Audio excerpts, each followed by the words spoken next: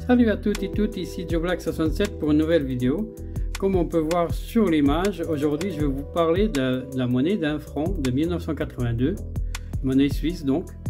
Et elle n'a pas grande particularité, elle n'est pas très chère, hein, vous la trouverez à 1 franc 10, 1 franc 20, souvent l'état, voire peut-être 2 francs, souvent son état. Donc ça c'est une monnaie qui a circulé, comme je vous ai dit, de 1982. La seule petite différence que je peux vous dire maintenant, c'est que la lettre B ne se trouve pas là, mais c'est pas un défaut, c'est normal pour cette date là. Le plus intéressant c'est le deuxième côté qu'on va aller voir.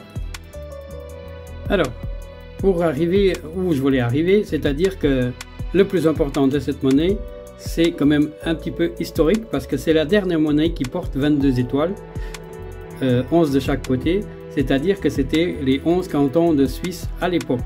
À l'époque, c'est-à-dire avant l'année 1979. Parce qu'en fait, le canton du Jura a été accepté par le peuple le 24 septembre 1978, et à partir justement de 1er janvier 1979, le Jura faisait partie de la Confédération, c'est-à-dire 23 étoiles.